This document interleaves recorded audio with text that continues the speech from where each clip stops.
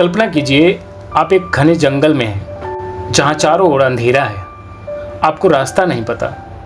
तभी दूर कहीं एक दिया जलता है। वह दिया आपको रास्ता भी दिखाता है और सुरक्षा का एहसास भी कराता है। हजारों साल पहले लिखा गया महाकाव्य रामायण हमारे जीवन में उसी दिए की तरह है। नमस्कार, मैं अमित कुमार झा और ज्ञान से प्रकाश के इस विशेष पॉडकास्ट में आपका स्वागत है। आज हम रामायण को एक धार्मिक ग्रंथ की तरह नहीं बल्कि एक लाइफ मैनेजमेंट गाइड की तरह सुनेंगे। हम जानेंगे वो सूत्र जो एक शिक्षित समाज की असली बुनियाद रखते हैं। कहानी शुरू होती है दो महान विद्वानों से। एक ओर रावण, जिसे चारों वेदों और 6 शास्त्रों का ज्ञान था। दूसरी ओर श्री राम, जो मर्यादा और संयम के प्रतीक थे। रावण के पास सूचना की कमी नहीं थी, लेकिन उसके पास विवेक नहीं था। आज के दौर में हम इंटरनेट से घिरे हैं, जानकारी हमारे पास बहुत है, लेकिन क्या हम वाकई शिक्षित हैं? रामायण हमें सिखाती है कि शिक्षा वह नहीं जो हमें अभिमानी बनाए, बल्कि वह है जो हमें यह सिखाए कि हमें अपनी शक्ति का उपयोग कहाँ करना है और कहाँ रुकना है। ज्ञान जब अहंकार बनता है तो रावण पैदा होता है। ज्ञान जब सेवा बनता है तो राम और हनुमान का जन्म होता है। क्या आपने कभी सोचा है कि रानी कैकेयी, जो श्री राम को अपने पुत्र भरत से भी ज़्यादा प्रेम करती थी, अचानक उनके वनवास का कारण कैसे बन गई? यहाँ प्रवेश होता है मंथरा का। मंथरा कोई व्यक्ति नहीं, बल्कि उस नकारात्मक विचार का प्रतीक है जो धीरे धीरे हमारे कान भरता है। आज के डिजिटल युग में सोशल मीडिया पर फैलाई जा रही नफरत और आधी अधूरी जानकारी ही आधुनिक मंथरा है। एक शिक्षित समाज के नागरिक के तौर पर हमारी जिम्मेदारी है कि हम अपने कान और दिमाग के कच्चे ना बने।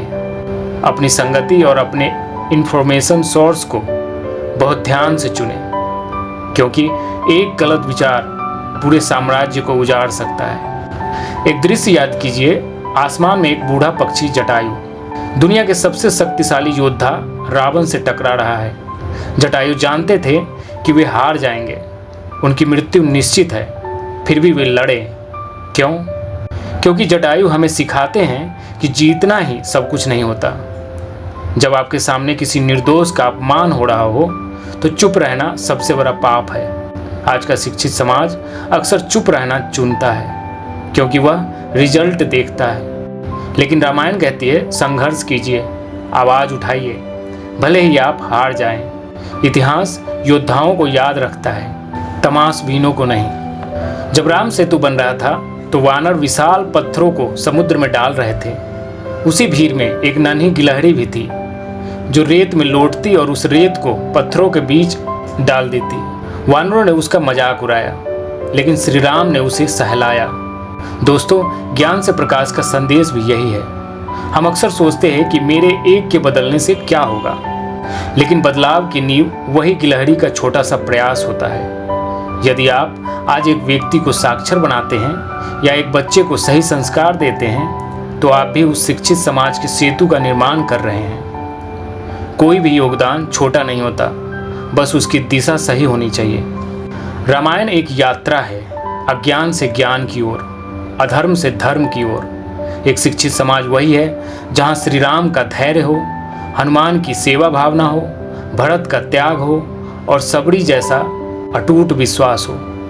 जाने से पहले खुद से एक सवाल पूछिए, क्या मेरा ज्ञान किसी के जीवन में प्रकाश फैला रहा है? अगर नहीं, तो हमें अपनी शिक्षा पर फिर से विचार करने की ज़रूरत है। मैं हूँ अमित कुमार झा। अगर ये बातें आपके दिल तक पहुँची है तो इस दिए की लौ को औरों तक भी पहुँचाएं। साझा करें यह ऑडियो उन लोगों के साथ जिन्हें आज प्रेरणा की ज़रूरत है। जुड़िए हमारे मिशन ज्ञान से प्रकाश के साथ।